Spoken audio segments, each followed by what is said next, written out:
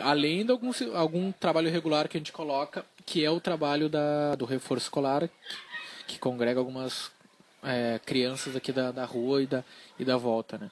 Pela condição precária que existe de políticas públicas, né, de acessos dos espaços, quais são extremamente precários, tanto o espaço da escola formal, o espaço do governo municipal dentro das comunidades bem carentes, bem à margem do centro econômico da cidade. Então, a proposta maior assim, é querer estar durando no tempo, sugerindo um outro formato de organização popular, né? Aquele que não seja vertical, aonde o que decide é o conjunto dos militantes, né? É a instância de base, é o órgão maior e que conduz o passo de cada luta que a gente vai estar tocando, né? Então, também envolvido com a comunicação comunitária, por isso a gente está falando aqui, né? A gente participava da rádio da Restinga, com o programa Resistinga. A gente tem as oficinas de rádio aqui que estão voltando a acontecer. Então, o comitê vinha a ser um promotor, a ser um incentivador da luta de classes, né? Organizando o povo que está assim uma oferta de um outro formato de organização fora daquele que acredita na via institucional. A gente sabe e tem clareza disso que os interesses da democracia burguesa, o interesse dos partidos políticos que têm uma ligação institucional, tem o interesse de somar para o seu partido, tem o interesse de somar para a sua estratégia, né? E que está acima do interesse das classes populares, né? A Rádio Restinga, eu acho que ela foi uma célula, assim, um primeiro momento, assim, de criação de uma ideia, assim, uma ideia que eu acho que tem que ir mais longe, assim. Ela pôde proporcionar a voz a pessoas que eram extremamente excluídas e oprimidas, né? Pelo álcool, pela violência doméstica, pela marginalidade, pelo racismo étnico que existe. Elas conseguiram um espaço para contrapor tudo isso. A Rádio Restinga, a rádio comunitária da Restinga, era para o Comitê de Resistência Popular um espaço onde a gente podia fazer o nosso programa com a nossa própria programação e divulgar as lutas que a gente desenvolve aqui na comunidade. Eu acho que a rádio deve servir para isso, assim, dar visibilidade para os movimentos. E a Rádio Restinga serviu para isso. A gente tinha um programa que o comitê tinha lá o seu espaço e o pessoal falava das suas ideias e outras coisas assim, né? E eu aprendi muito que essa rádio comunitária ela nos proporcionou algumas coisas de organização. Por exemplo, nos proporcionou achar que nós somos uma ferramenta, a gente não é o meio, né? A gente é uma ferramenta, né? A gente é uma transição, né? A gente, eu digo homens, né? Pessoas, não é? O veículo, né? Então a gente tem que saber que a gente é só uma passagem, né? É um ciclo da vida. E eu acho que a rádio me ensinou exatamente isso.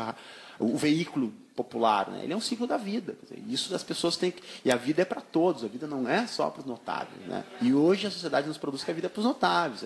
É para o cidadão que está na TV, parará, para o cidadão branco e tal. Eu acho que esse espaço ele não deveria ter sido cortado assim como foi, que foi fechado, né? Então a ideia é ir mais à frente, porque acredito eu que uma rádio comunitária assim para os bairros que tem muitas reivindicações, tem muitos movimentos, ela é importante, porque se a gente depender da grande mídia, a maneira que ela vai nos expor lá vai ser uma maneira muito horrível, assim. A gente tem experiência assim com os grandes veículos aí, a visibilidade que eles davam para a Restinga era só no âmbito da violência, quando morria alguém eles apareciam aqui e filmavam, né? Mas a Restinga tinha muitos movimentos e tal, muitas lutas, muitas reivindicações que nunca tiveram espaço na mídia, né? Eu acho que a importância da rádio é isso, é dar visibilidade para esse problema que tem aqui, esses problemas, não só os problemas, tem coisas boas aqui no âmbito da cultura, tem muitas bandas e outras coisas do gênero. Ela tinha uma grande parte de pessoas que militavam na comunidade no tempo da sua vida, né? Tinha artistas de diferentes estilos que se identificavam, eram músicos e tal, e estavam lá, né? Tinha pessoas que nunca vivenciaram nenhum tipo de movimento social, nunca gostavam de rádio, eram amantes do rádio, porque ouvem rádio, é uma comunidade que ouve muito rádio.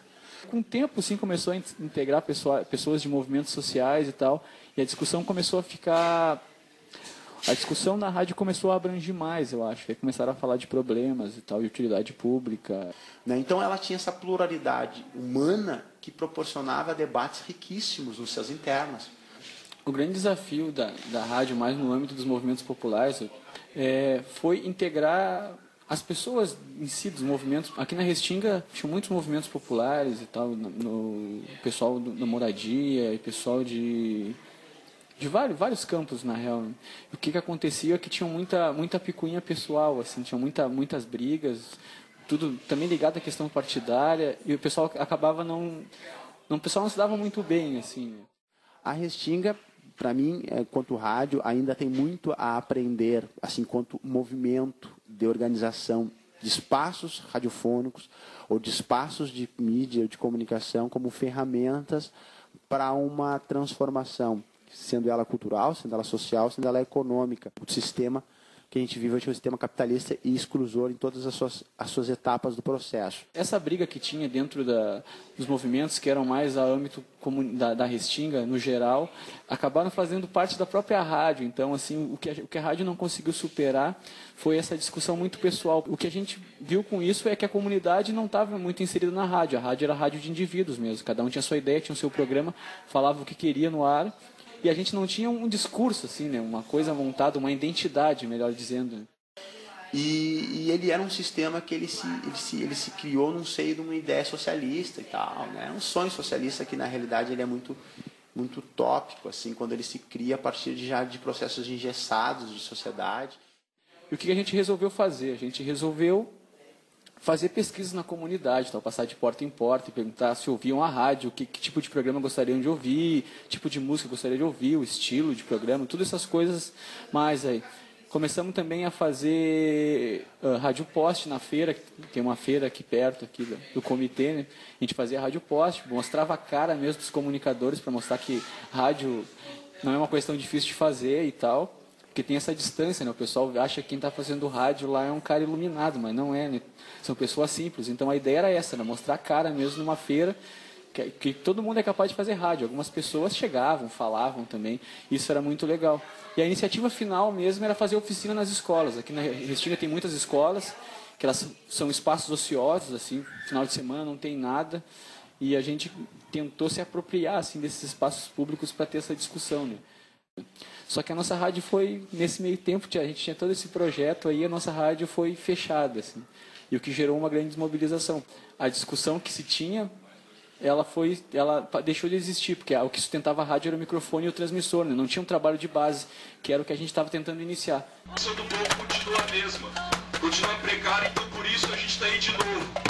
Não importa a chuva, não importa vento, não importa a polícia, não importa o que faça para impedir que a gente saia para a rua, a gente vai sair e vamos continuar saindo enquanto a situação estiver caótica, estiver assim. A Rádio Restinga FM ano passado foi fechada pela Polícia Federal, foi fechada um dia depois da manifestação pela saúde que a gente fez em agosto do ano passado. E estamos aqui de novo. E a gente estamos aqui mostrando que não vamos ficar parados enquanto a situação for essa. Enquanto a situação for caótica do jeito que é, a gente vai estar aí. Então é isso aí, viva a luta do povo. Um dia depois do ato feito, chega na Anatel e Polícia Federal e sacam todo o equipamento, né? Então a gente vê bem de quem que está o direito ao acesso à comunicação, né? São os ricos e os pobres, até o direito de se manifestar, de se comunicar é vedado, né? Nós aqui tinha uma participação bem grande na rádio comunitária. Tinha um programa da resistência na rádio e pessoas daqui do comitê participavam lá, a gente estava sempre convidando alguém para aparecer. Aconteceu deles estarem nos apoiando na manifestação que a gente fez pela questão da saúde aqui no bairro, né? Foi no ano passado, em agosto, foi quando fecharam. Um dia depois da manifestação, a Polícia Federal teve lá na rádio e levou os equipamentos, né? Pode parecer coincidência, mas a gente acredita que teve a ver com isso, assim, porque a gente acredita nisso, né? Que a comunicação comunitária tem que estar ao lado da luta, ao lado do movimento, dos movimentos populares, como a gente, por exemplo, né? Como nós.